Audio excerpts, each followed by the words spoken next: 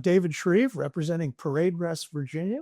And we have the privilege today to be speaking with Todd Hopwood, Army veteran, military policeman who served in Germany during the Cold War. This interview is part of the Veterans History Project of the Library of Congress. The date is November 20th, 2025. With us operating the camera is Peter Kriebel. So let's begin with the interview. Begin, if you will, by giving us a little background of your family, where you were raised, when you joined the service. We're assuming that you were an enlisted man and you weren't part of the draft era when you joined the Army. Volunteer. Volunteer, yes. So, yeah. All right, so I was born in Maryland and moved to Virginia when I was about 4 years old. My parents brought us to Virginia. We lived outside of Leesburg, Virginia, Loudoun County. A lot has changed up there in the years. But I spent my teenage years growing up in what was then a pretty rural town. Worked on farms, had 3 jobs at a time. I was an industrious young guy, but give us a sense of those years. What time is this? So this would have been in the 80s. 1980s, okay. Well, yeah, my teenage years anyway. So I graduated from high school, Loudoun County High School, in 1986. I spent my teenage years, I always joke, I spent my teenage years running from the police, right? So I hung around with a crew that could get themselves into some mischief. Yeah, but it was such a small town that everybody kind of knew everybody else. Loudoun County High School was not as big as it is now, and so when I was graduating high school, everybody else was going off to college. I was working at Leesburg Lighting and Electrical Supply. Didn't really have long-term future plans. Knew I wanted to go to college. I went back through some time ago. Went back through my high school transcripts and saw that I was a substandard student. Middle of the road, kind of. Wasn't bad, but could have been better. I didn't have any money for college, and I saw the military. My dad was in the Navy. I saw the military as an opportunity to get out of town. For the record, tell us the names of your parents and any siblings, sir. Well, my brother's Eric. He was also an Army veteran. He was with he went airborne, I think 101st Airborne.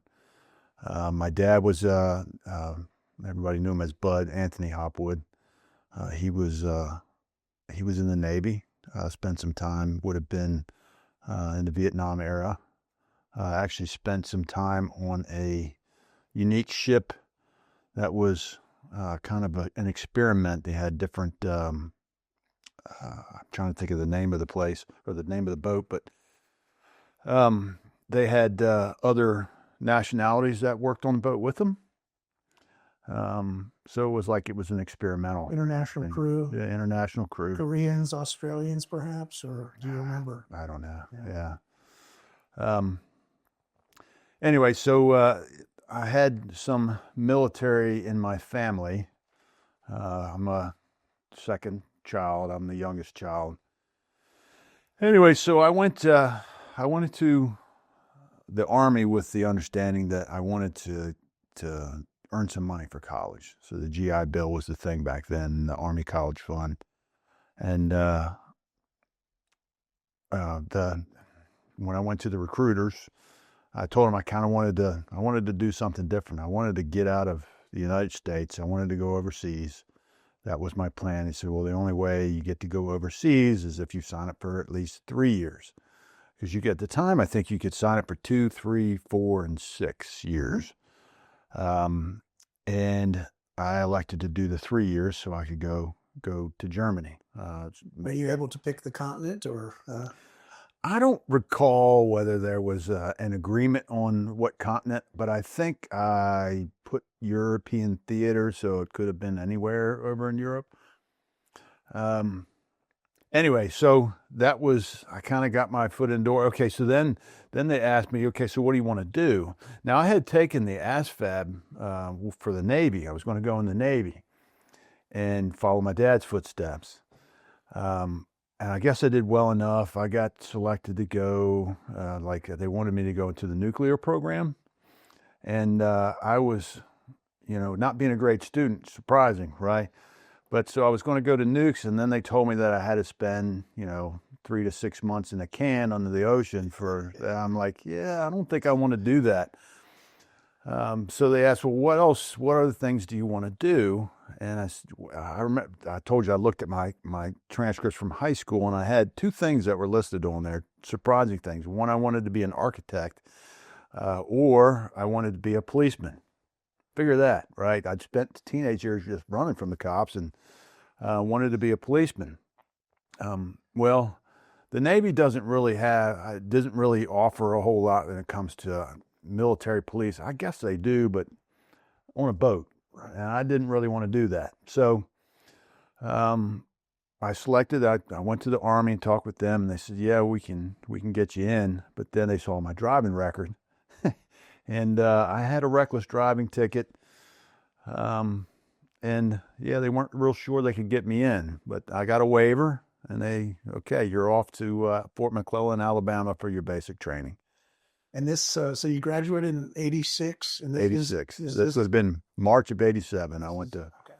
It's funny. So back in the 80s, you think back in the 80s, I had long hair. And it was the Don Johnson era of, Miami Vice, right? That's probably one of the things. So I remember I showed up, they told me, they said, you don't need to take any clothes with you because they're going to give them to you when you get there. What you're wearing, just take a chair, you can change underwear, and socks, but yeah, you're going to get there and they're going to give you a uniform. Well, I showed up on a Friday. Everything's closed already. So I had this Don Johnson looking outfit with, like a off-white jacket and roll-up sleeves with paisley on the inside and like a light blue shirt or something, Don Johnson. I was cool. Long hair, literally, I wouldn't say to the middle of my back. I think I cut it a little bit, but at one point, they started calling me Jesus, right? Because I had this really long hair. And of course, I couldn't get my uniform stuff, so I spent the entire weekend with my long hair and my Don Johnson jacket. And I remember, I tell the story. I was out talking to the young ladies that were in the station.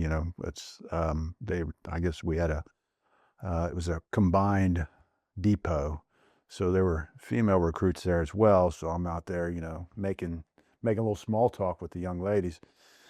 And on Monday morning, I was outside of the barbershop, and I'm trying to talk to these girls that are there. And I remember they went in and they cut a strip right down the middle of my hair. So I had this big ploof of hair, and then I had this one landing strip right down the middle. And they just kind of sat back and chuckled at me. And I think that was the beginning of my breaking me down, was cutting all that hair off. And when I walked outside, the same 2 girls that I was talking to, they were like, oh my God, is that the same guy? Yeah. Yeah, I think I have a pretty shaped head, but it was obviously quite a change. Yeah. Quite a change. Yeah. Anyway, so that was beginning of boot camp. I was a tall, skinny kid. I was 6'3". I might have weighed 180 pounds, and I was a strong kid because I grew up working on farms and stuff and slinging hay bales, and so I was a pretty strong kid. Were you a high school athlete as well? Did you play in any sports? No. I wrestled for my freshman year, I think. And I played I was going to play basketball, but the thing was, I had a job all the time. Yeah. So for me, I think the green of the money was better than the green of the playing field. So I didn't have, honestly, I think back, my folks didn't really encourage us. They didn't discourage us, but they didn't encourage us to do high school sports. I think my brother played football a couple of years. But yeah, I had jobs all the way through high school. And yeah, so I was in pretty good shape. I could run really fast. I smoked cigarettes at the time, which isn't good for running, but I thought I was in pretty good shape. And I say that because I remember when I took the first PT test, and I guess that's where they divide you into running groups. And I found out later that if you ran fast, you went with the first group, and they would be the first out, but they were also the first back. So you got a little extra time in the shower. So I went and busted tail and got into the fast group so I could go back and have a little extra time to take care of things. Anyway, so I was kind of picked on. I would say picked on. I think I was told later by somebody who's been a drill instructor that they would take guys like me, tall, skinny kids. One, they're feeding you like constantly. You got to feed you some food. And the other thing was they kind of called you out on PT a lot. So somebody else would be getting in trouble and they'd say, Hopwood, where are you at? Can't leave you out of this. Yes, drill sergeant. I'd have to go out there and do push-ups because tall, skinny kids have a hard time with doing push-ups. But I will say I did pretty well. When I left out of there, I remember we had a drill instructor, Bailey, who would joke with us and say, hey, I want to see small diamond push-ups. Put your hands together, make that diamond small. Triceps. Yeah, work it. Yeah, that's right. That's yeah, give me some small diamonds, like the kind you give your girlfriend, right? So anyway, I did pretty well. I ended up being like I was like the guide on. I don't want to say I was a star there, but I guess they had some program back then where they would pull recruits out. I guess recruits that showed promise, and they'd send you to the West Point seminar. So I got pulled out of my platoon and I got sent to the seminar on West Point. They wanted, back then, I was 19 years old at the time, and they're like, okay, here's West Point. This is what happens. You get 4 years of college. It's 6 years of service required afterwards. So I had this opportunity when I was in boot camp to get a full ride to be an officer in the Army. But at the time, it's boot camp. I was hating life. I hated everything about the Army. It was not a fun time. I mean, it might have been an advanced training when we got called out for that. That seemed like an endless horizon at that point. Well, then when at 19 and you tell a 19-year-old that you have to pull 4 years at West Point, which is basically boot camp for 4 years, in my mind anyway, and then you have to pull another 6 years after that. And I did the math, and I'm like 29. 30 back then that's old, right? So I'm thinking, there's no way. I don't want to be 30 years old coming out of the Army, Not thinking to myself, like coming out with a West Point education, right? And potentially a career as an officer in the Army. So I turned it down. Now, some might say, well, that was stupid. And I think I look back on that and the things that have happened in my life, and I would have missed out on a lot of opportunities. I wouldn't be where I'm at today if I'd taken that. I wouldn't have met my wife, who we've been married since 1994. So, I think it was the right choice for me. Interesting. So when you finished boot camp, any other interesting training opportunities came your way before you? So they in Germany. So yeah, when we got there was a group of us that got pulled from my company to go to Berlin, and which we were told was kind of it was kind of a good thing or an honor maybe to be able to go there. I guess they're a spit and polish Berlin. You're behind the Iron Curtain, and we want the best of the best. Kind of, they play you up, saying, "Oh, this is going on.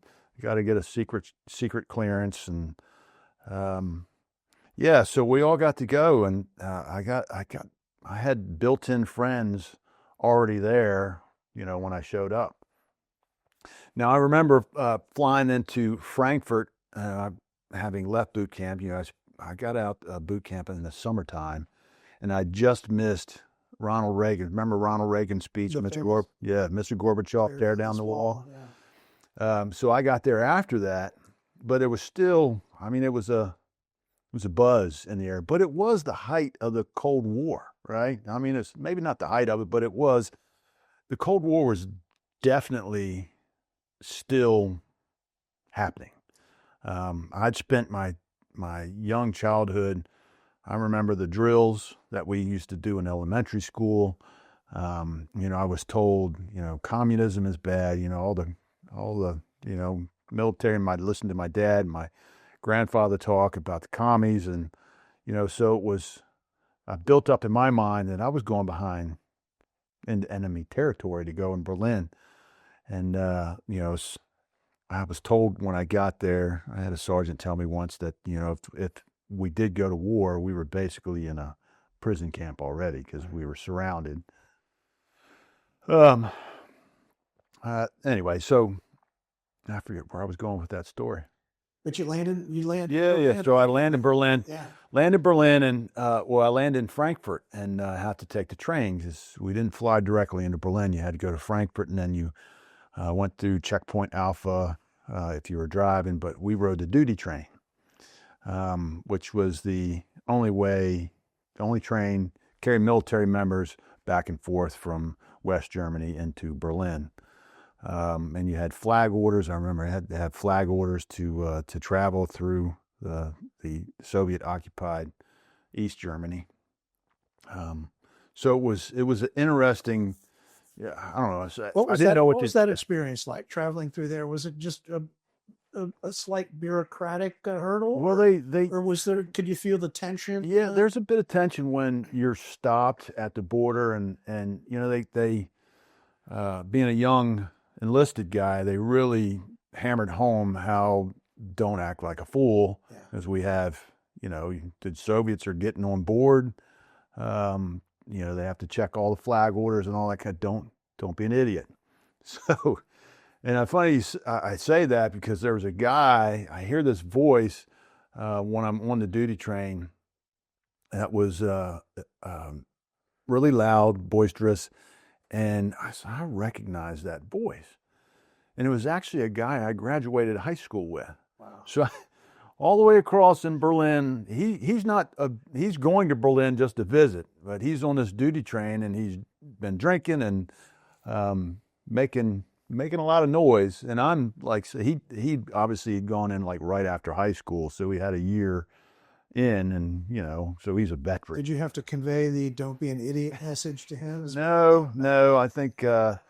I think he got settled down. I don't remember much more about that. I just remember out of what a small world it is when you're traveling on a duty train, the only train that goes to Berlin for military members, and you find a guy from high school on it. That was kind of cool. Of course, like I said, there was other people that I met at the airport that were going to Berlin from my old company.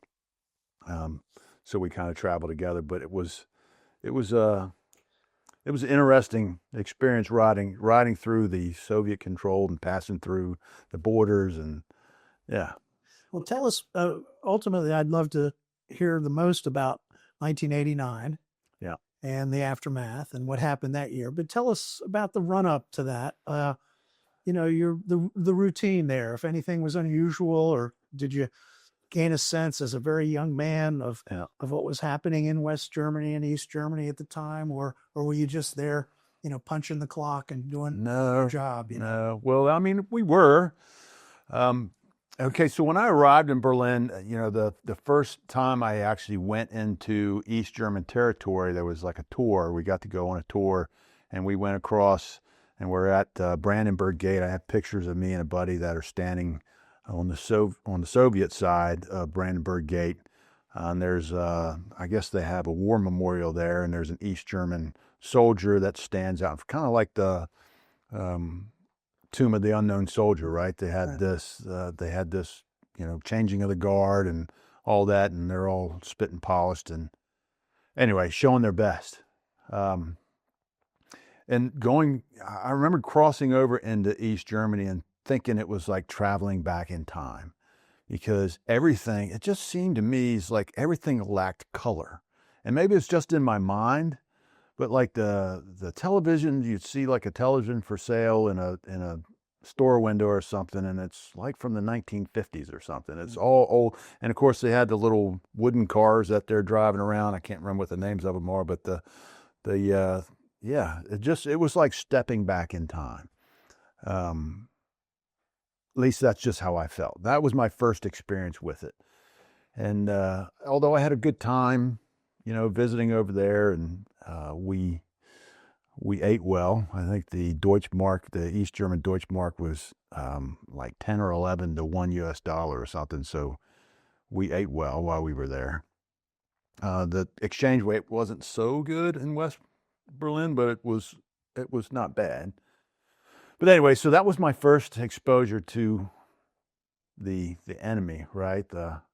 Was to see this guard over there. Did you ever have any encounters with the infamous Stasi, East German police? No, never had. Not even routine No. encounters. So part of our jobs I was with the 287th MP company. We were part of a combined police station with the German Abschnitt, and they had German police that were assigned to that police station, and they had military police that were assigned to that police station. Because it was an occupied city, the German police would not go out and make arrest on the military members. So if there was like a bar fight or something like that, we would go out and we'd take a German police partner with us. But the rest of it, the military police part of it was, I always said it was kind of like being a city cop. We were going out, we were just enforcing the UCMJ and the traffic laws and that type of thing. But it was kind of like just being a police officer. And it's kind of where I found my voice to be able to speak. I was kind of a shy guy. I didn't say a whole lot. I spoke slow. And I always said I sounded like a dude on the lewd, and that's pretty much, I was just chill. So working with the German police was a great experience. I got to, I made some good friends with the German police. We got to travel all over the city. I was, at one point later in my career, I was a traffic accident investigator. So I had the German police when I go out on a traffic crash and it was involving a military member and a German, they would ride out with me and we'd investigate the crash together. But I got to experience a whole lot. And Berlin was an incredible city. I mean, it's 24 hours going out. It was great times. We could travel anywhere by bus with a military ID. Didn't cost us anything. Take a taxi cab back late at night. And you saw later that after reunification, and the West Germans happily moved their capital from Bonn to Berlin. Were you surprised in any way, or did it seem to make sense? It makes sense. Yeah, it makes sense. Yeah. It was a happening city, and there was a lot of things that went on in Berlin that I guess people back home didn't know about. Like the sensitive things that would happen, the attempted escapes from East Germany into West Germany, into West Berlin. We actually had, one of our duties was we would drive around. So people don't understand. People think of Berlin Wall, they think of like Pink Floyd's The Wall, like this big concrete structure, and that's not what it was all the way around the city. There would be, at some points, you'd have that concrete wall, and then there'd be a barrier or a area of no man's land, and there was a concrete barrier on the other side. And some other places like Steinstücken, where the Allied train came through, there was a corridor of those concrete things going down into Steinstücken, and it was surrounded. But there were also places there was no wall at all. It was just a fence, a barbed wire on top. Yeah, but it was still, when you looked over, we had observation spots along the wall where you'd go up there, and part of your, you'd have the thing, you'd ride around in your Humvee and you go climb up on the observation and look over. I don't know what we were looking for, but that's what we would do. We'd go up there and we'd look over into this no man's land, and the German shepherds on a leash running up and down, and the tank traps and all the things. So I mean, it was always, the wall was an ominous presence, always while we were there. You could forget about it, but you knew it was there. I mean, you could ignore it, I guess. You just never forgot about it. And you know, they had guard towers. The East Germans had guard towers all the way around it. So you would get up there and you could tell they're looking at you, particularly at night. You'd see the glow of the green from their glasses as they're checking you out across no man's land. And we'd play some tricks on them, and nothing too extreme. But I remember at one point there was a point where there had been some escapes, or alleged escapes into West Germany, West Berlin. And one time we took one of the guys down in a car, hit him in the back of the car with a blanket over top of him. We got down to this area where they'd come through, and you could tell the East Germans were looking at us through the guard tower. You see the glow of the green, so we hit him with the spotlight and heard some cussing. And then we, with the flashlights, like looked down through the woods, blinded them. And then we had our buddy who'd gotten out of the car and gotten off into the woods. When we had blinded the guards, we threw a blanket over and threw him in the back of the car and went shooting out of there with blue lights going. So, I mean, is that kind of, when you're a guy, when you're a troop that, slow, when it was a slow night, you come up with silly things to do, like sending somebody down to the one of the Olympic sites with flashlights and having them wave the helicopters in. There's no helicopters coming. We just, the normal military things when you're goofing around, right? Sending somebody for the blinker fluid. So in retrospect, when we look at this era in which you landed here in Berlin, at the maybe best way to describe it would be the tail end of the Cold War. Tail end of the Cold War, yeah. And you're a relatively young man. Did you begin to gather a sense of the history unfolding around you, or did your West German counterparts talk about Helmut Kohl and what he was doing, and Honecker over in East Germany, what they thought of him? Well, let's just face it. When you're 20, 21 years old, so when the wall came down in '89, I just wasn't paying attention to the news. You're watching. There's only one station to watch while you're there, right? So the Armed Forces Network. So we didn't really get a whole lot of that. We just, maybe it was there, but we weren't really paying attention to it. We would go out on alerts. We'd get a call for an alert, and we would have to go gear up and play soldier, like, run around the city and go down into the Grunewald and play like we were being invaded. So, I mean, it was always that the potential was there for something negative to happen. But really, when it boils down to it, we were just there doing the job, like military police working at the combined police station. You'd work a shift, and it was like being a beat cop back home. How about the opposite? You mentioned, the feeling that something bad could happen, and maybe there's a overriding sense of pessimism that, this thing is going to go on forever. Yeah. I remember hearing Chancellor Kohl when the Germanys finally recognized one another back in 71 and 72. Mm-hmm. And he thought, well, this is a great step, but he says, I don't see reunification coming for generations. So he was not hopeful that anything would happen soon. Did you feel anything in the air, or was it a surprise when it all happened? So when it first happened, we heard some rumors. You hear the rumors, it gets passed around. Hey, something big is happening here. But nobody really knew. Referring to the wall. Referring to the wall, yeah. Not the reunification. Hungarians opening their border and East Germans flowing into Austria and from Hungary, and none of that. So that was outside of our neck of the woods, so it didn't really matter, right? So Of course, when that was happening, when those rumors start going around, hey, is it going to happen? Is it happening? Is it going to happen in Germany? Are they going to open? Is the wall going to come down? Yeah. And of course, like you said, having come at the tail end of the Reagan speech of tear down the wall, it was. I think we weren't sure what was going to happen, but we were prepared for whatever was going to happen. Like I said, you have to think of a 19-year-old kid coming there, having been told the entire time that, the Soviets, those are the bad guys. They're the commies. And, those East Germans over there, they're your enemy. So it was,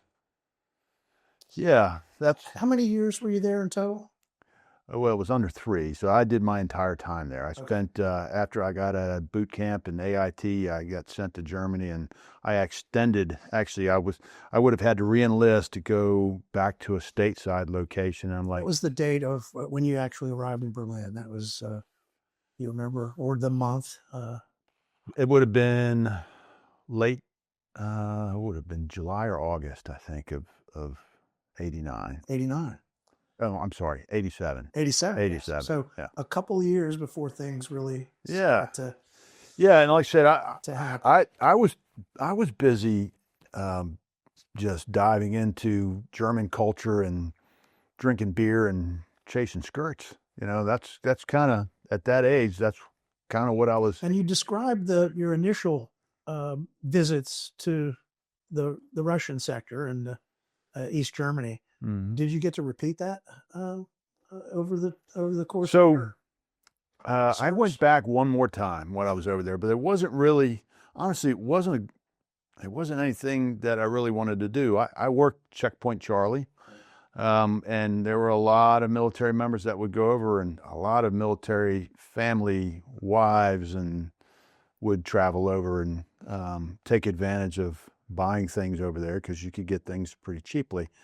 But I just remembered like working Checkpoint Charlie, and we were working with the Brits and the French were there, it just didn't appeal to me. I think I went over one more time, and I bought my mother a set of china while I was over there and sent that home.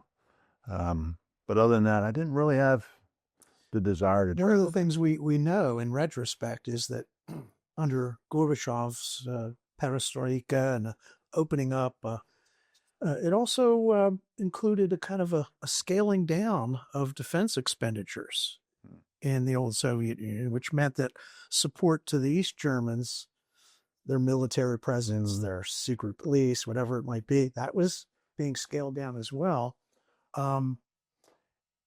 And so, some speculate that the reason it all kind of panned out the way it did without violence, without any real serious conflict, was that the East Germans were just ready to give up in some ways. Did you get a feel for that, or did you see things change while you were there in that respect? Or not so much. You think about the economy that they had over there, and it was obviously, I think when you're looking across the wall and seeing the West being the West, and the economy and things, I have a friend who was, I'll tell that story.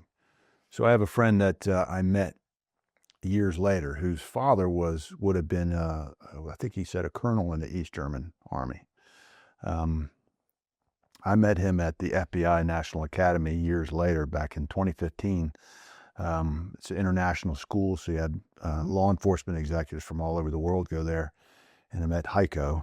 And Heiko has now become one of my close friends. He's traveled to here, and he brought his kids and stayed at our house, and we're going there next year. Well, when I think about the fact that he would have been the enemy, right? His father was my enemy back then. And that could kind of lead us into the wall. I don't know if you want to go into that at this point, but so as I said before, I worked with the German police as a traffic accident investigator through the provost marshal's office. So there was there's a bit of separation. I no longer had to go out to the field. I didn't have to participate in alerts and all that. I was kind of specialized. So I worked with the German police all the time on my shifts. I worked a 12-hour shift, 2 days on, 2 days of day shift, and then 24 hours, and then 2 days of midnight shift. So I spent a lot of time working with the German police.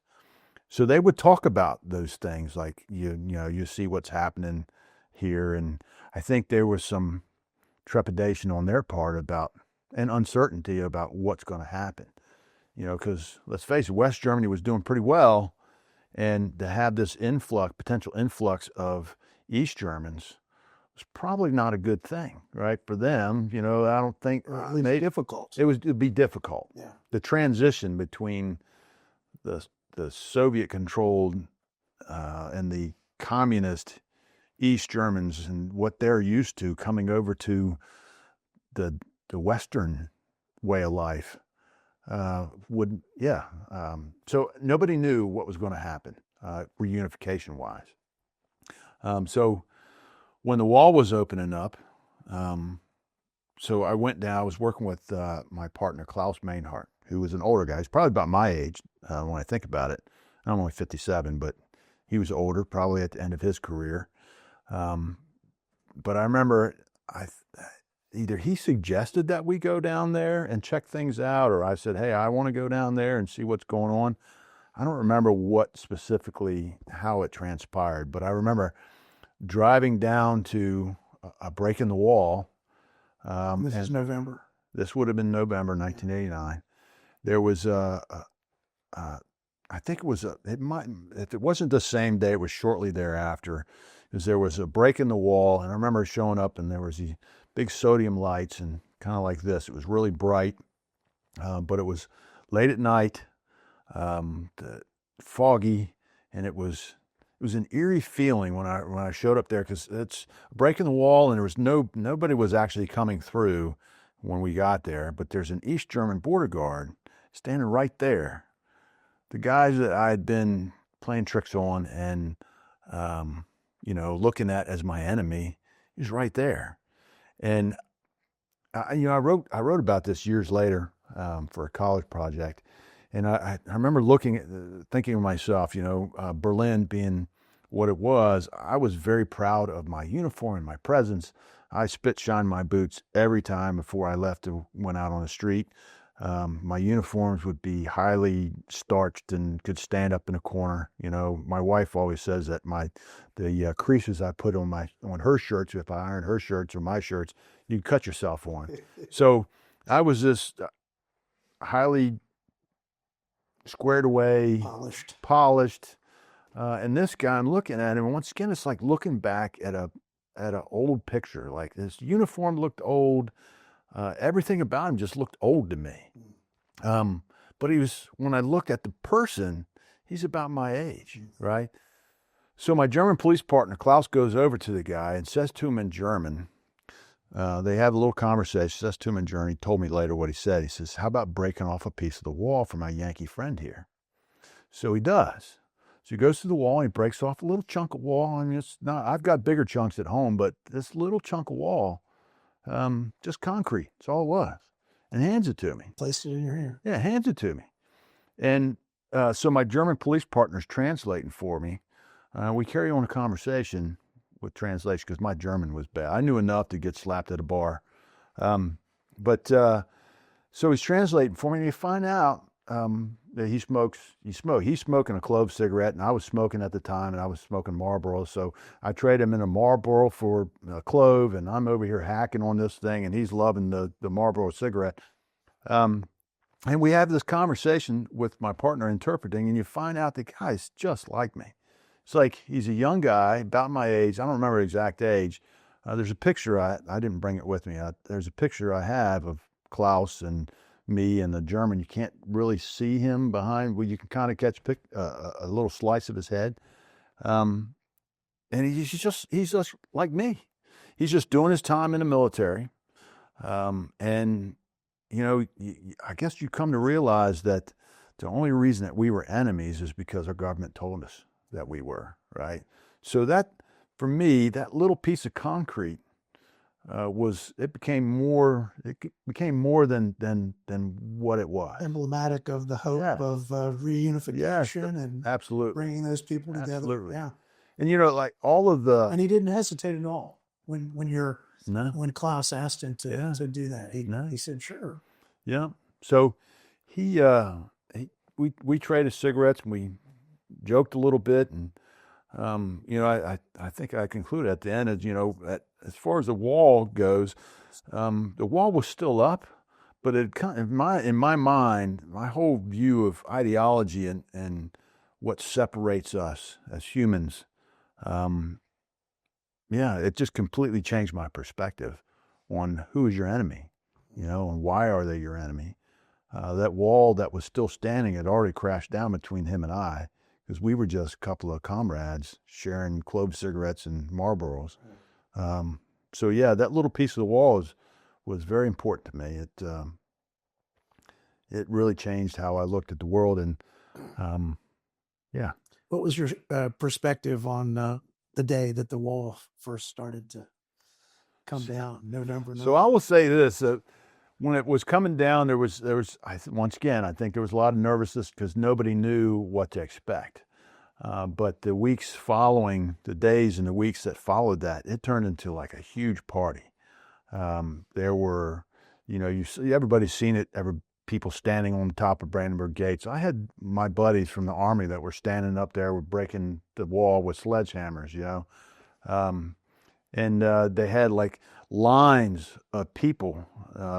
The West Germany, as you know, was giving out free West German marks to people that were coming over. So you had these huge, long lines of people that would wrap around for blocks waiting to get their free West German Deutschmarks. Or they were giving them food as well on occasion? Yeah, I guess. Yeah, it was, like I said, it was like a big party.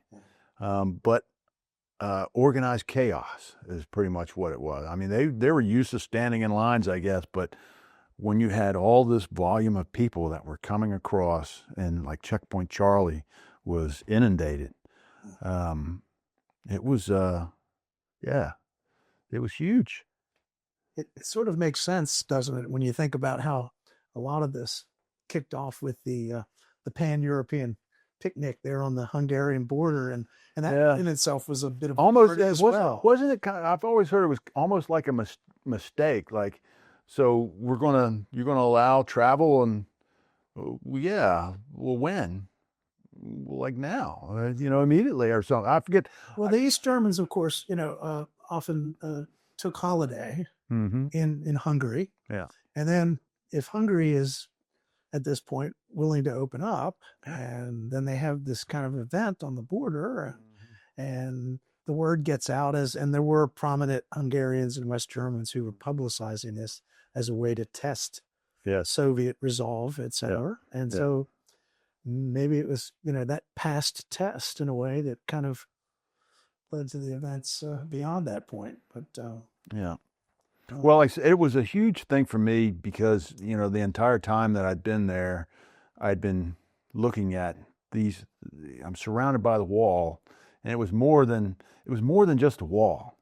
It was ideology and fear, all the things that kept people. Potential nuclear conflict still. Absolutely, all the things that separated East from West.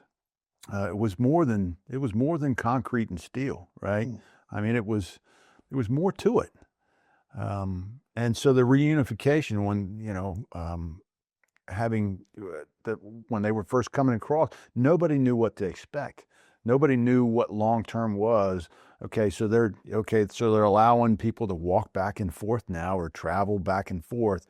What does that mean for us, right? Well, and then for the military police, well, what is our mission now? Are these people, the East Germans coming? Are they enemies? What are they, right? So it was a confusing time, chaotic, but at the same time, it was just. Were you still there, posted in Berlin when the reunification actually happened? I was gone. I left in January of 1990. Okay. Kind of got early I'd never really traveled while I was. I had a lot of leave time, so I was able to leave like a month early.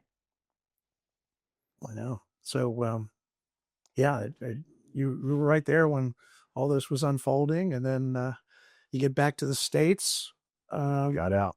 and you got out of the Army at that point, Yep. and then you read the newspapers, and Yep.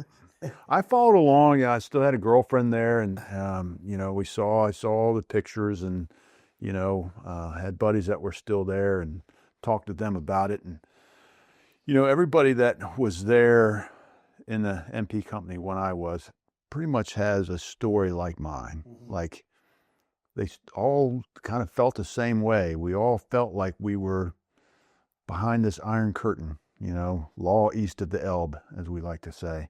And to have it all come down, I mean, there's people that was the most monumental point in their life and remains the same to this day. Yeah. It was a pretty big deal for everybody that was there. Well, I have two questions to wrap up the interview. One is, did you ever return to that part of the world? So I'm actually planning. My buddy Heiko lives now in what would have been East Germany, but he lives in the northeast part of Germany. And I planned to go visit him this coming year. So that's and I think we're going to fly into Frankfurt, and I'm going to take the train to Berlin. We'll meet him in Berlin and look at the old stomping grounds. Like I think the combined police station is gone. My old barracks, which were World War II barracks, right, with faulty pipes and all the things that went along with that. And there are now apartment buildings. So it's going to be interesting to see. I've had some of my friends that have gone back and seen it and said it's just completely different. It's completely changed. You can still find remnants, like I think of Steinstücken. I want to go down and visit that, and I want to see my old barracks, and maybe go up to Tempelhof and see the old places where we would go up to the Air Force dining facility. The Air Force had actual silverware, so it was So we're planning that trip. It's going to be cool. Interesting. Well, is there anything else we didn't get to talk about? No, you said you had two questions. Yeah, that was the second question is the last one here. Okay. Is there anything we left out that you'd like to add to No. tell us more about your story and your time in Germany? No, I think